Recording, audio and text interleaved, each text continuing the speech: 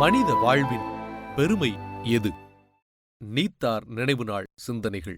தந்தை பெரியார் அவர்களின் பல்வேறு உரைகளின் தொகுப்பு. ஒலிப்புத்தக வடிவில்.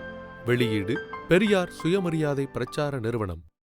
மனித வாழ்வின் பெருமை எது நூலுக்கு பெரியார் சுயமரியாதை பிரச்சார நிறுவனத்தின் செயலாளர் ஆசிரியர் கே. வீரமணி அவர்கள் வழங்கிய பதிப்புரை.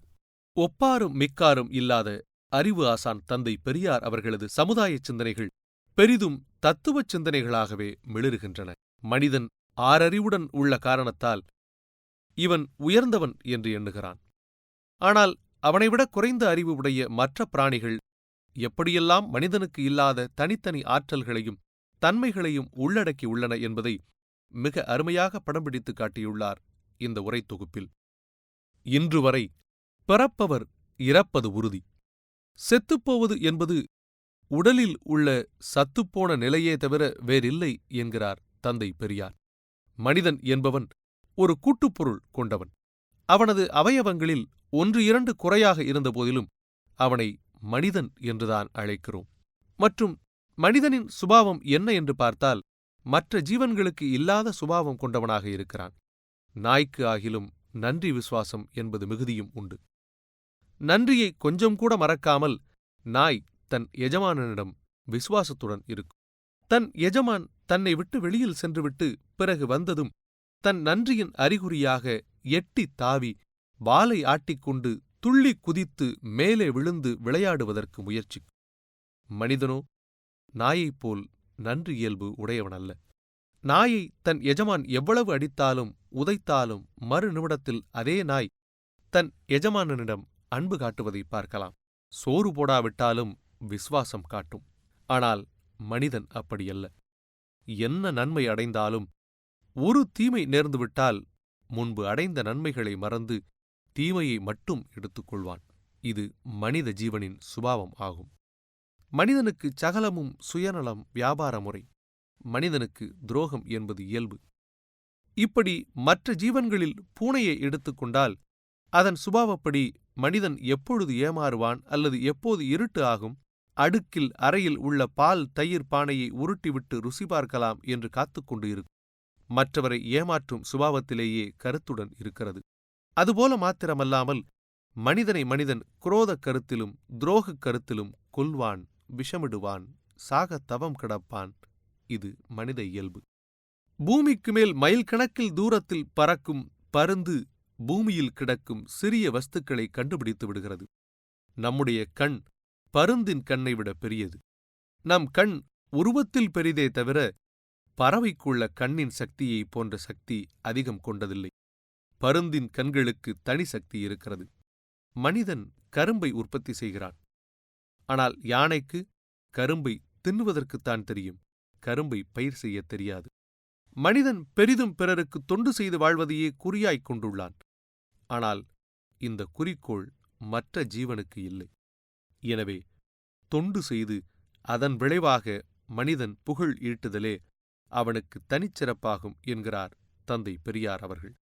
சிந்தனையை தூண்டும் இச்சீரிய நூலை படத்திறப்பு நிகழ்ச்சிகளில் வாங்கி வழங்குதல் மூலம் பரப்புவது மிகவும் பயனுள்ள பணியாகும். கி. வீரமணி, 21/10/2008. மனித வாழ்வின் பெருமை எது? பார்ப்பனரின் மறுபிறப்பு மாயங்கள். தாய்மார்களே, தோழர்களே, இதுபோன்ற சந்தர்ப்பங்களில் நான் அழைக்கப்படுவதன் மூலம் பலர் இதுவரை நீத்தார் நினைவு நாள் நிகழ்ச்சியை செய்து வந்த முறைகளில் உள்ளவைகளை விளக்கி அவைகள் நமது அறிவுக்கு பொருத்தமானவைகளா இல்லையா என்பதை சிந்திக்கும்படி செய்வதற்கு ஒரு வாய்ப்பாக இருக்கிறது. நான் பேசுகிறவைகள் இதுவரை இருந்து வந்த பழக்க வழக்கங்களுக்கு மாறான முறைகளில் இருக்கும். இப்படி கூறுவது நான் வேறு யாரையும் ஆதாரங்காட்டியோ, முனிவர்கள் பெரியார்கள் சொன்னார்கள் என்பதை காட்டியோ, அல்லது பழைய புராணங்கள் கூறுகின்றன என்பதை காட்டியோ இல்லை. என்னுடைய மனதிற்கு தென்பட்டவைகளை கூறுகிறேன். நீ உன்னுடைய மூளைக்குச் சரியென்று பட்டால் ஏற்றுக்கொள், இல்லையேல் சும்மாயிரு என்றுதான் கேட்டுக்கொள்கிறேன். அன்றி நீ நம்பத்தான் வேண்டும், நான் கூறுவதுதான் முடிந்த முடிவு, ஆகவே நம்பு, நம்பினால் மோட்சம், நம்பாவிடில் நரகம் என்று கூறுவதில்லை. நான் சொல்வதைச் சொல்லிக்கொண்டே இருப்பதுதான் என் வேலை. எத்தனை நாளைக்குத்தான் மக்கள் மடையர்களாக இருக்கப் போகிறார்கள்? என்றைக்காவது ஒரு நாள் மனதில் பட்டு தங்கள் கருத்துக்குச் சரியென்று தோன்றாதா? அதன் மூலம் என்றைக்காவது நம் மக்கள் நாகரிகத்துடன் பகுத்தறிவு பெற்றவர்களாக வாழமாட்டார்களா என்ற விருப்பத்தைக் கொண்டே எங்கிலும் என் கருத்துக்களை சொல்லி வருகின்றேன். பொதுவாக மனித ஜீவனுக்கு எதையும் ஆராய்ந்து ஏற்றுக்கொள்ளும் பகுத்தறிவுத்தன்மை இயற்கையிலேயே கொடுக்கப்பட்டு இருக்கிறது. மனிதனைத் தவிர மற்ற ஜீவன்களெல்லாம் அப்படியில்லை. அவை என்றென்றும் ஒரேவிதமான வாழ்க்கையிலேயே இருக்கின்றன. ஆனால் மனிதனோ ஆண்டுக்கு ஆண்டு மாற்றமடைகிறான். 50 வருடத்திற்கு முன் மனிதன் வாழ்ந்த வாழ்க்கைக்கும் இன்றைய வாழ்க்கைக்கும் வேறுபாடுகள் உள்ளன. வருடத்திற்கு வருடம் புதுப்புது விதமாக வாழுகிறான். மணிக்கு மணி எவ்வளவோ மாற்றத்தை அடைகிறான். இப்படி மிக வேகமாக மனித சமுதாயத்தில் புதிய மாறுதல்கள் வந்து கொண்டே இருக்கின்றன. கட்டை வண்டியில் இருந்த வாழ்க்கை இன்று ரயில், மோட்டார், ஆகாய விமானத்தில் பறக்கும் அளவுக்கு வந்துவிட்டது. நாய் கூட ஆகாய விமானத்தில் மணிக்கு 500-600 மைல் வேகத்தில் பறக்கிறது. சக்கிமுக்கி கல் இருந்த காலம் போய் இன்றைக்கு பெட்ரோமாக்ஸ் லைட், மின்சார விளக்கு முதலியவை வந்துவிட்டன. இரவு 12 மணி நேரத்தில் ஒரு மயிர்கால் நுனியில் வெளிச்சத்தை காட்டி அந்நேரத்தை பகல் 12 மணி நேரத்தின் வெளிச்சத்திற்கு ஒப்பிடும்படியான மின்சார விளக்கு சாதனங்களைக் காண்கிறோம். சுருட்டு, பீடி, சிகரெட் ஊதும் மைனர்கள் பாக்கெட்டிலிருந்து சிறிய தகர டப்பாவை போன்றுள்ள கருவியை எடுத்து ஒரு தட்டு தட்டினால் குப்பென்று எரியும் கருவியை கையாளுகின்றனர். இங்கிருந்து இரவில் அயல் ஊருக்குச் செல்லுகையில் வெளிச்சத்திற்காக முன்னெல்லாம் தீப்பந்தங்களை கையில் கொண்டு செல்வார்கள். இப்போதோ 2 ரூபாயில் பேட்டரி லைட் கையில் நாசூக்காக வைத்துக்கொண்டு பொத்தானை அழுத்தினால் பளிச்சென்று வெளிச்சம் வருகிறது. இது மட்டுமா? இங்கிருந்து கொண்டே பட்டினத்துக்கு தொலைபேசி மூலம் பேசலாம். இந்தியாவின் தென்கோடி கன்னியாகுமரியிலிருந்து வடகோடி இமயமலை அடிவாரத்தில் உள்ளவரிடம் பேசலாம். ஆங்கில நாட்டுடன் பேசலாம். இவைகள் என்ன? மாயமா, மந்திரமா, மாயாஜாலமா? அல்லது யாராவது நடுவில் இருந்து கொண்டு தவம் செய்கிறார்களா? மந்திரம் ஜெபிக்கிறார்களா? ஒன்றுமே இல்லை. மந்திரம், தவம் அத்தனையும் பித்தலாட்டம் என்பதை நிரூபிக்கவே இவ்வித அற்புதங்கள் தோன்றியிருக்கின்றன. எல்லாம் பகுத்தறிவு சக்திதான். இவைகள் அத்தனையும் பகுத்தறிவால் உண்டானவை. இப்படி மனிதன் பகுத்தறிவின் தன்மையால் மிக முன்னேற்றமடைந்து கொண்டு போகிறான். இந்த நிலைமை இன்னும் எவ்வளவு தூரத்தில் போய் முடியுமோ தெரியவில்லை. அவ்வளவு வேகத்தில் போய்க் கொண்டிருக்கிறது. இவற்றிற்கெல்லாம் காரணம் மனித வாழ்க்கையே. மற்ற ஜீவன்களின் வாழ்க்கையை விட மாறானது.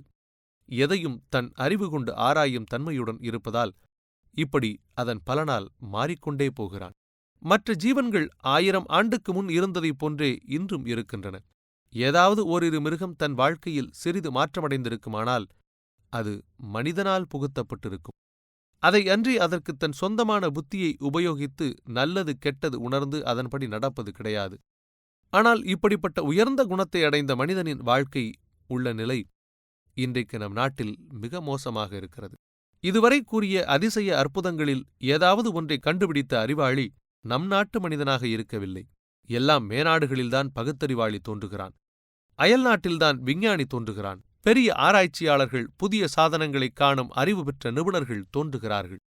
ஆனால் இந்நாட்டில் இதுவரை தோன்றியவர்கள் எல்லாரும் பக்தர்கள், பரமாத்மாக்கள், கடவுள் அவதாரங்கள், ரிஷிகள், முனிவர்கள், இப்படிப்பட்ட அயோக்கியர்கள்தான் தோன்றியதாக பார்ப்பன புராணங்கள் கூறுகின்றன. அதுவும் இன்றி இப்போது நம் கண் முன்பாகவே தோன்றிய மகாத்மா ராமராஜ்யத்தை உண்டாக்கத் தோன்றினார். இன்னும் இப்போதுள்ள மந்திரிகள், அரசியல் தலைவர் கூட காந்தி ஏற்படுத்திய ராமராஜ்யத்திற்குத்தான் தலைவர்களே அன்றி ஜனநாயக நாட்டிற்குத் தலைவர்கள் அல்லர். ராமராஜ்யத்தில் எந்த முறையில் ஆட்சி செய்யப்பட்டதோ அதே முறையைத்தான் இன்றைய ஆட்சியிலும் கையாளுகின்றனர். இப்படி நம் நாட்டில் ஒன்றுக்கும் உபயோகமற்ற அயோக்கியர்கள்தான் இதுவரைக்கும் தோன்றி நம் நாட்டை பாழாக்கிவிட்டனர். இதனால் யாரைக் கேட்டாலும் சாஸ்திரம் சொல்லுகிறது, புராணம் சொல்லுகிறது, ரிஷிகள் சொன்னார்கள், கடவுள் அவதாரங்கள் சொன்னார்கள் என்றுதான் கூறுகிறார்களே அன்றி ஏன் அப்படிச் சொன்னார்கள், அதனால் நன்மை என்ன, தீமை என்ன என்பவைகளை ஆராய்ந்து சொல்வது கிடையாது. இப்படியே நம் மக்கள் முன்னோர்கள் சொன்னதையும் பார்ப்பனர்கள் சொன்னதையும் ஆராய்ந்து பார்க்காமல் இன்றைக்கும் மடையர்களாக இருக்கிறார்கள். மேநாட்டில் காணப்படும் புதிய முறைகள் இங்கேயும் ஏன் தோன்றக்கூடாது? அந்நாட்டில் உள்ள மனிதன் அநேக அதிசய அற்புதத்தை காணுகிறபோது உன்னாலும் ஏன் காண முடியாது? காரணம் அறிவை பயன்படுத்தாததே. அதற்கேற்ற வண்ணம் பாழாய்ப்போன சாஸ்திர புராணங்களும் கடவுள்களும் இந்நாட்டில் மலிந்துவிட்டன. கடவுள் என்று சொல்லப்படாத பொருளே இல்லை. மரம், கல், சாணி முதற்கொண்டு எல்லாம் கடவுள். காக்காய், கழுகு, மாடு முதற்கொண்டு எல்லா மிருகங்களும், எல்லா பட்சிகளும், மரம், கொடி, செடி, புல், பூண்டு முதல் உயிருள்ள பொருள் அத்தனையும் மற்றும் உயிரற்ற பொருள் சாணி, மூத்திரம் வரை எல்லாம் கடவுள்மயமாகவே இருக்கின்றன. இப்படி எண்ணிக்கையற்ற கடவுள்கள், பேர் சொல்லத் தெரியாத கடவுள்கள், எங்கும் கடவுள்கள் மயமாகவே இருந்தும் இதுவரை ஒருவித பலனும் ஏற்படவில்லை என்பது மட்டுமல்ல, நம் மக்களை புத்தியற்றவர்களாகவே ஆக்கிவிட்டன. சுலபத்தில் திருத்த முடியாத அளவுக்கு இத்தனையும் சேர்ந்து நம் மக்களின் அறிவை பாழாக்கிவிட்டன. இத்தனையும் இந்நாட்டில் நிலை பெற்றிருந்தால்தான் ஒரு சிலர் சுகமாக வாழ முடியும். அவர்களின் வாழ்க்கைக்கு என்னென்ன சௌகரியங்கள் வேண்டுமோ அவைகளை அடிப்படையாகக் கொண்டுதான் புராணங்கள் எழுதப்பட்டன. எந்த நாட்டிலும் இல்லாத முறையில் இந்த நாட்டில் பார்ப்பனர்கள் இருப்பதே அதற்குக் காரணம். கடவுள்களும் சாஸ்திர புராணங்களும் அவர்களின் நல்வாழ்க்கைக்கும் சுக வாழ்க்கைக்கும் தான் அமைக்கப்பட்டிருக்கின்றன. இப்படிப்பட்ட வைதீகத் தன்மைகளை நிலைநாட்டவே மோட்சம், நரகம் உண்டாக்கப்பட்டன.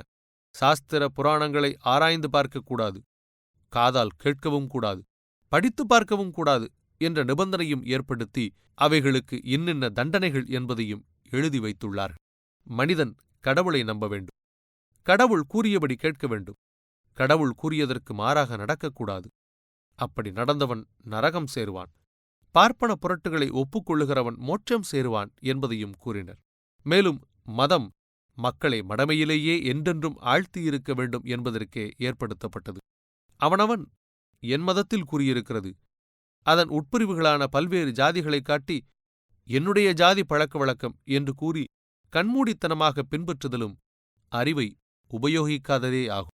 எதற்காக அப்படி சொல்லியிருக்கிறது என்பதை சிந்திப்பதே இல்லை. இன்றைக்கு நடைபெறும் இதுபோன்ற நீத்தார் நினைவு நாள் நிகழ்ச்சிக்கு கூட இங்கு ஒரு பார்ப்பான் வந்து நடத்துவானாகில், இயற்கை எய்தியவர் என்ன ஜாதி, அவர் ஜாதிக்கு என்ன பழக்க வழக்கங்களை கைக்கொண்டு வந்தார்கள் என்பதை அனுசரித்தே நடத்துவான்.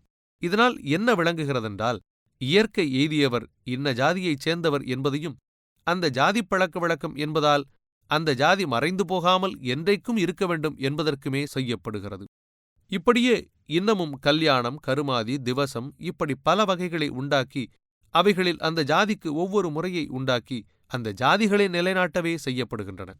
இப்படிப்பட்ட நிலை இன்றைக்கு மாற்றமடைந்து கொண்டுதான் வருகின்றது. எங்களின் முயற்சியும் ஓரளவு பயன் அளித்துக் கொண்டுதான் வருகிறது. மக்கள் பெரும்பான்மையினர் முன்பு இருந்ததைப் போன்று பயங்கொள்ளாமல் துணிந்து நடக்க ஆரம்பித்து விட்டார்கள். எங்கள் கூட்டம் என்றால் வருவதற்கே மக்கள் பயப்படுவார்கள், எங்கள் பேச்சை கேட்பதற்கே பயப்படுவார்கள். அது மட்டுமல்ல, நாங்கள் பேச முடியாதபடி தொல்லைகள் கொடுப்பார்கள், கற்களையும் மண்ணையும் சாணியையும் வீசி எறிந்து கஷ்டப்படுத்துவார்கள். அப்படியெல்லாம் செய்த இதே மக்கள் இன்றைக்கு எங்கள் கூட்டம் என்றால் வேறு எந்த கூட்டத்திற்கும் இல்லாத முறையில் அதிக அளவு வந்து குவிந்து விடுகின்றனர். நாங்கள் பேசுவதில் என்னதான் உண்மை இருக்கிறது என்பதை கேட்கும் அளவுக்கு வந்து விட்டார்கள். நாங்கள் நாத்திகர்கள், எங்கள் பேச்சை கேட்கக்கூடாது என்று தூற்றிய மக்களே மனதைரியம் கொண்டு எங்கள் கூட்டத்திற்கு வருகிறார்கள். அது மட்டும் இல்லாமல் இன்றைக்கு எங்கள் கருத்தை கடைபிடித்து அதன்படி நடக்கும் பகுத்தறிவு கொண்டவர்கள் மலிந்து விட்டார்கள். வீண் வெளி பகட்டுக்கும் பிறரை ஏமாற்றவும் காசு சம்பாதிக்கவும் மற்றவன் தயவு வேண்டும் என்பதற்காக மட்டும் சாம்பலை பூசியும் கொட்டையை கழுத்தில் கட்டிக்கொண்டும் திரிகிறார்களே அன்றி உண்மையில் பக்திக்காக என்று கூறுவதற்கு இல்லை. இன்னமும் சிலர் பார்ப்பனத் தெருவில் பொறுக்கித் தின்னலாமே என்பதற்காக எங்களிடம் வெறுப்பு காட்டுகிறார்களே அன்றி உண்மையில் வெறுப்பு என்று கூற முடியாது. பார்ப்பான் கூட எங்கள் பேச்சுகளை மறுத்து கூற முடியாது. இன்றைக்கு இதுவரை நாங்கள் ஆராய்ச்சி செய்து விளக்கிக் கூறி இராமாயணத்தைப் பற்றிய யாருக்காவது சரியானபடி யார் ஒப்புக் கொடுத்திருக்கிறீர்கள்? சென்னையில் பார்ப்பனத் தெருவில் இராமாயணத்தின் யோக்கியதைகளை எடுத்துக் கூறினோம். அதை கேட்ட பார்ப்பனர்களும் பார்ப்பனத்திகளும் ராமசாமி உண்மையைத்தான் சொல்லுகிறான், நாம் என்ன செய்ய முடியும், இராமாயண புத்தகத்திலேயே பக்கம் பக்கமாக எடுத்துக்காட்டியல்லவா சொல்லுகிறான், நாம் என்ன அதற்குச் செய்ய முடியும் என்றுதான் கூறினார்களே அன்றி ஆதாரத்துடன் என்னிடம் நேரில் மறுத்துக் கேட்க முடியவில்லை. எனவே இன்றைக்கு எங்களின் பிரச்சாரத்தின் பலனாய் பார்ப்பனர்கள் இனிமேல் நம் அயோக்கியத்தனமெல்லாம் இவர்களிடம் செல்லாது என்று உணர்ந்து கொண்டது மட்டுமின்றி, பார்ப்பன புரட்டுகளையே நம்பி அறிவற்றவர்களாக இருந்தவர்கள் எல்லோரும் ஒருவாறு தம் சொந்த புத்தியை உபயோகிக்க ஆரம்பித்து விட்டார்கள். இனியும் இந்நிலை நாளுக்கு நாள் உயர்ந்து கொண்டே போகும் என்பதில் சந்தேகமில்லை. மனிதன் ஒருவன் இயற்கை எய்தியவுடன் அதற்கு இறந்தார், செத்தார் என்றும், ஈசன் திருவடியை அடைந்தார், பரமபதம் அடைந்தார், வைகுண்ட பதவியை அடைந்தார், இப்படி பலவிதமான பெயர்களை கூறுவார்கள். மனிதன் பிறக்கிறான் என்றவுடன் அவன் இறந்து விடுதல் என்பதும் அதில் மறைந்துதான் நிற்கிறது. எப்போது பிறப்பு ஏற்பட்டதோ அதற்கு இறப்பு என்பது உண்டு என்பதும் இயற்கையின் தன்மையாகும். இந்த பிறப்புக்கும் இறப்புக்கும் மத்தியில் இருக்கும் சம்பவம் வாழ்வது என்பது. இந்த வாழ்க்கையில் மனிதன் இன்பமடைய விரும்புதல் இயற்கையாகும். எந்த மனிதனும் சுகமாக வாழ்வதை விரும்பாமல் இருக்க மாட்டான். இந்த இன்பத்தை தேடும் பொருட்டே வாழ்க்கையில் ஒவ்வொரு துறையிலும் ஈடுபடுகிறான். மேலும் ஜீவராசிகளுக்கு இயற்கையில் பசி, தாகம், காம இச்சை இவைகள் உள்ளன. இவைகள் அத்தனையும் அதனதன் பருவத்திற்கும் சமயத்திற்கும் தக்கபடி உண்டாக்கப்படுகின்றன. மனிதனுக்கு எப்போதும் பசி ஏற்படுவதில்லை. அதைப்போல் எப்போதும் தாகம் எடுப்பதும் இல்லை. அவையவை ஒரு குறிப்பிட்ட நேரத்தில்தான் உண்டாகும். காம இச்சை வருவதும் தக்க பருவம் வந்த பின்புதான் வருவது இயற்கையாகும். இப்படி வரும் காலத்தில் பூர்த்தி செய்து கொண்டு வாழ்வதன் மூலம் மனிதன் இன்பமடைகிறான். இவ்விதம் மனிதன் தன் வாழ்க்கையில் பல்வேறு இச்சைகளை கொண்டவனாக இருக்கிறான். சாவுக்குப் பின்னும் ஜாதியை நிலைநாட்டும் சடங்குகள். மனிதன் தன் வாழ்க்கையில் குழந்தை பருவம் முதல் கிழப்பருவம் வரை அடையும் தன்மையும் இயற்கையின் தத்துவமேயாகும். அவனுடைய அங்கங்கள் குழந்தை பருவம் முதற்கொண்டு சிறிது சிறிதாக வளர்ந்து கொண்டே வருகின்றன. அந்த வளர்ச்சி அவன் உண்ணும் ஆகாரங்களையும் மன நிம்மதியான வாழ்க்கையையும் பொறுத்ததாகும். இப்படி வளர்ச்சியடையும் உடல் ஒரு குறிப்பிட்ட அளவுக்கு வந்தவுடன் அதன் பிறகு வளருவது நின்றுவிடுகிறது. பிறகு அவ்வுறுப்புகளுக்கு கொடுக்கப்படும் சக்திகளுக்கு ஏற்றவாறு இயங்கும் தன்மை கொண்டவையாக இருக்கின்றன. அந்த உறுப்புகள் எத்தனை நாளுக்குத்தான் அப்படியே இருக்க முடியும்? அவையும் ஒரு குறிப்பிட்ட காலம் வரை இயங்கும் சக்தியை கொண்டவைகளாக இருக்கின்றன. நாளடைவிலேயே அங்கங்களுக்குள்ள சக்தி சிறிது சிறிதாக குறைவதற்கு ஆரம்பிக்கிறது. இப்படியே ஒவ்வொரு அங்கமும் பலவீனம் அடைந்து வரும் காலத்தில் மனிதன் கிழப்பருவத்தை அடைந்து கொண்டே வருகிறான். கிழப்பருவம் வளர்ச்சியடைந்து கொண்டே வந்து முற்றிலும் கிழத்தன்மை அடைந்தவுடன் உடலின் உறுப்புகள் யாவையும் ஒருவித சக்தியும் இன்றி அங்கும் இங்கும் அசையக்கூட போதிய சிறிதளவு பலம் கூட இல்லாமல் போய்விடுகின்றன. அத்தன்மை வந்தவுடன் மனிதன் உடலினுள் இருக்கும் உறுப்புகளும் அதே தன்மையை அடைந்து உண்ணும் உணவை ஜீரணிக்கவும் அதை பக்குவம் செய்து சத்தை கிரகிக்கும் உறுப்புகள் போதிய பலமும் இன்றிப் போய் உணவும் செல்வதற்கும் இல்லாமல் போய்விடுகிறது. பின்பு மனிதனுக்கு இறுதியில் எஞ்சி நிற்பது காற்று ஒன்றுதான். அக்காற்று மூக்குக்கும் சுவாச உறுப்புகளுக்கும் இடையில் உள்ள துவாரத்தின் வழியே போய் வந்து கொண்டிருக்கிறது. சுவாசிக்கும் காற்றில் மனிதன் பிராணவாயுவை உட்கொண்டு கரியமில வாயுவை வெளியிடுகிறான். அந்த ஆராய்ச்சிப்படி இதுவரை அவன் பிராணவாயுவை கிரகித்து கரியமில வாயுவை வெளியிட்டு வருகிறான். இந்த தன்மையும் ஏற்பட சுவாச உறுப்புகள் பலமுடன் இருந்து இயங்கினால்தானே முடியும். ஆனால் இயற்கையின்படி எல்லா உறுப்புகளும் பலவீனம் அடைந்தது போல் சுவாச உறுப்புகளும் பலவீனம் அடைய ஆரம்பிக்கின்றன. அவைகளுக்கு போதிய அளவு, அதாவது ஒரு சிறிது அளவு காற்றையாவது இழுத்து கிரகிக்கும் பலம் உள்ளவரை மனிதன் மேல்மூச்சு கீழ்மூச்சு வாங்குகிறான் என்று கூறுகிறோமே, அந்த நிலையை அடைகிறான். இறுதியில் அந்த பலம் கூட இல்லாமல் சுவாச உறுப்புகள் முற்றிலும் பலவீனம் அடைந்து விடுவதால் சிறிது கூட காற்றை சுவாசிக்க முடியாமல் போய்விடுகிறது. அப்போதுதான் மனிதன் இறந்து விடுகிறான் என்று சொல்லப்படுகிறது. அவன் உடலில் காற்று போய் உடல் உறுப்புகளையும் இரத்தத்தையும் சுத்தம் செய்து கொண்டு வந்ததன் காரணமாக உடலில் எந்தவித கெடுதலும் ஏற்படுவதில்லை. சுவாசிக்கப்பட்ட பிராணவாயு உடம்பில் உள்ள இரத்தத்தை சுத்தம் செய்வதனால் செய்யப்பட்ட இரத்தம் பரவிய உடலின் தசைகள் கெட்டுப்போகாமல் இருக்கின்றன. ஆனால் மனிதன் இறந்தவுடனோ சுவாசம் இல்லை. அதனால் உடலின் தசைகள் கெடுவதற்கு ஆரம்பிக்கின்றன. அந்த பிணம் எவ்வளவு நேரம் இருக்கிறதோ அதற்கு தகுந்தபடி கெட்டுப்போய்விடும். அதை தகுந்தபடி எரித்து விடாமலோ இருக்கப்பட்டு விடுமானால் அந்த உடல் அழுகி கொளகொளத்துப் போய் சகிக்க முடியாதபடி துர்நாற்றமடிக்க ஆரம்பிக்கிறது. அதற்கென்றே உடலை புதைத்தோ அல்லது எரித்தோ விடுகிறார்கள். இப்படி மனிதன் பிறந்தது முதல் இறந்தது வரை உண்டாகும் சம்பவங்கள் அத்தனையையும் நேரில் காணுகிறோம். சுவாசிக்கும் காற்று நின்றவுடன் உடலை அடக்கம் செய்கிறார்கள். இத்தன்மை மனிதன் என்று சொல்லப்படுபவர்கள் அத்தனை பேருக்கும் அவ்வித முடிவுதான். தாழ்ந்த ஜாதி என்று ஆக்கப்பட்டிருப்பவர்களுக்கும் இதே நிலைதான். மேல் ஜாதி, கடவுளுக்கும் அடுத்த ஜாதி என்று ஆக்கப்பட்டிருப்பவர்களுக்கும் இந்நிலைதான். அவன் யோக்கியனானாலும் முனிவரானாலும் சித்தரானாலும் மகாபக்திமான் ஆனாலும் கடவுள் அவதாரமானாலும் தியாகியானாலும் மற்றும் மந்திரியானாலும் நாட்டின் தலைவன் என்பவனானாலும் இன்னும் புலவன், சிற்பி, பாடகன், ஓவியன் மற்றும் எப்பேற்பட்ட வெங்காயமானாலும் இந்த நிலையை அடைந்தே தீர வேண்டும். இது இயற்கையே ஆகும். இப்படி மனிதனுக்கு மட்டுமல்ல, உயிர் உள்ளது என்று எவை சொல்லப்படுகின்றனவோ அவைகள் அத்தனையும் இப்படிப்பட்ட இயற்கைத் தன்மையை அடைந்தே தீருகின்றன. மரம் பட்டுப் போய்விட்டது என்றால் அது வளர்ச்சியின்றி போய்விட்டது என்பது பொருள். அது முதல் அந்த பட்டுப்போன மரம் காய்ந்து போக ஆரம்பிக்கிறது. ஒருவித ஈரப்பசையும் இன்றி வெற்று கட்டையாக ஆகிவிடுகிறது. இப்படியே உயிருள்ளது என்பவைகள் அத்தனையும் செத்துப்போகும் நிலையை அடைகின்றன. செத்துப்போகுதல் என்பதற்கு சத்துப் போய்விடுதல் என்பது பொருள். வளருவதற்கு வேண்டிய சத்துக்கள் என்னென்னவோ அத்தனையும் இல்லாமல் போய்விட்ட பிறகு, அதாவது சத்துப் போய்விட்ட பின் அதை சத்துப்போகுதல் என்பது செத்துப்போகுதல் என்று ஆகியிருக்கிறது. மரம் செத்துப்போனவுடன் அதை அடுப்பு எரிக்க உபயோகிக்கிறோம். நாய், மாடு, கழுதை செத்தவுடன் புதைக்காவிடில் அழுகி புழு பூச்சி பிடித்து விடுகிறது. இறுதியில் அதுவும் மண்ணுடன் மக்கிப் போய்விடுகிறது. செத்துப்போனது என்ற பிறகு அதை பற்றி ஒன்றுமே கிடையாது. அதன் முடிவு அத்துடன் சரியாகிவிடுகிறது. இதை நாம் கேள்விப்படவில்லை, சாஸ்திரத்தில் படிக்கவில்லை, கடவுளும் வெங்காயமும் கூறியதாக நான் உங்களிடம் கூறவில்லை. நேரில் கண்டவை. நீங்களும் நேரில் காணுகிற விஷயமே அன்றி நான் அவன் சொன்னான் இவன் சொன்னான் என்று சொல்லவில்லை. எனவே இந்த முடிவுக்குப் பிறகு என்ன இருக்க முடியும்?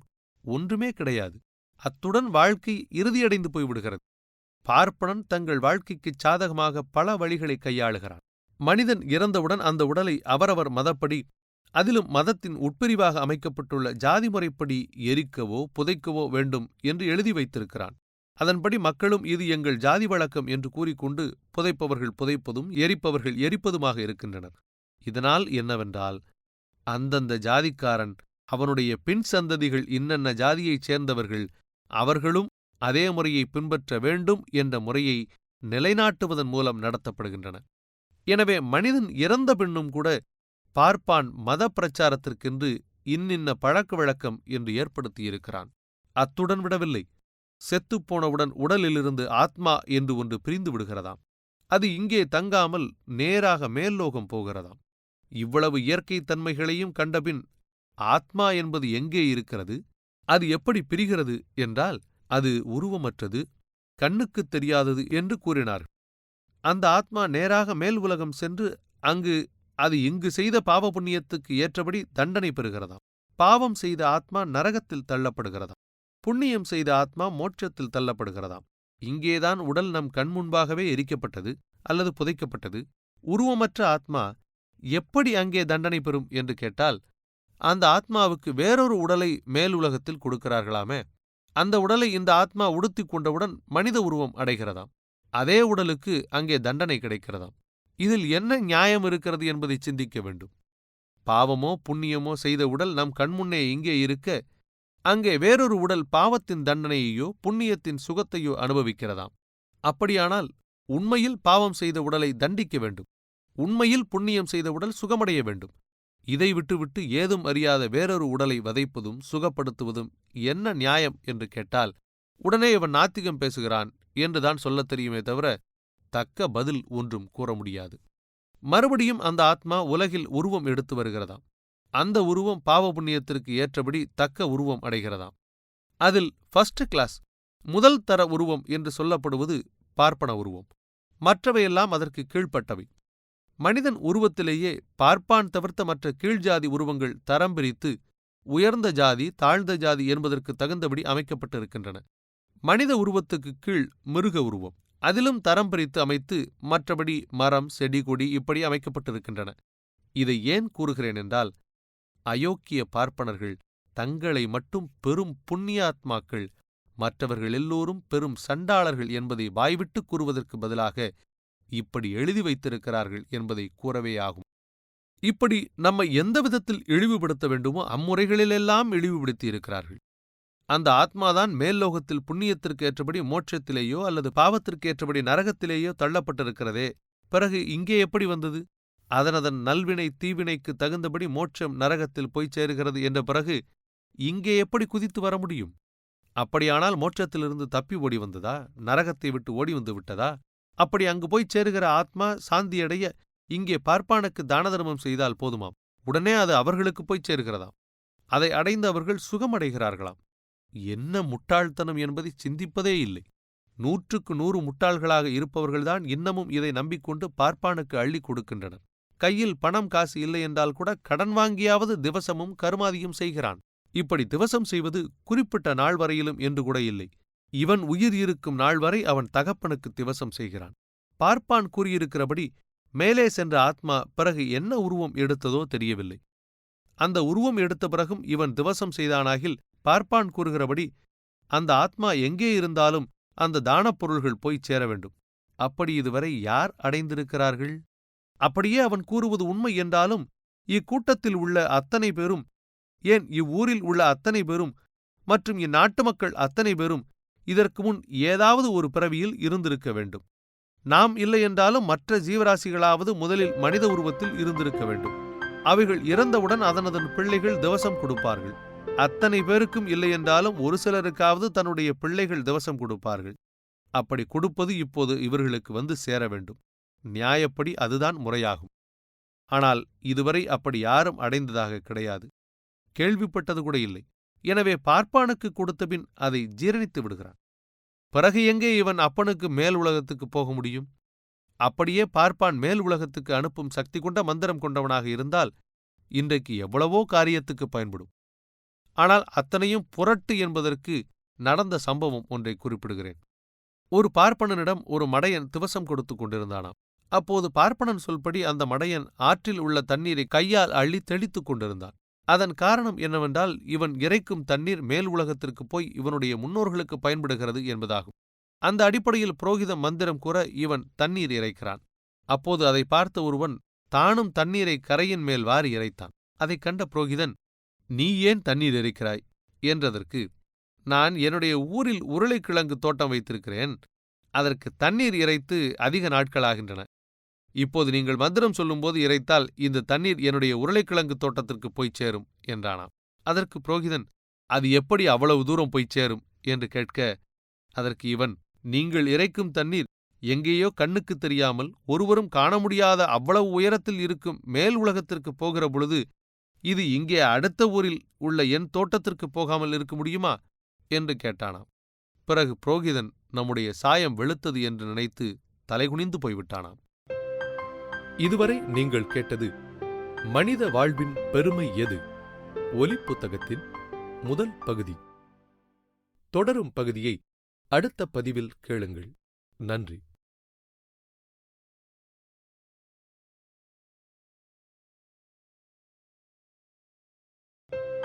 மனித வாழ்வின் பெருமை எது? தந்தை பெரியார் அவர்கள் ஆற்றிய நீத்தார் நினைவு நாள் சொற்பொழிவுகளின் தொகுப்பு.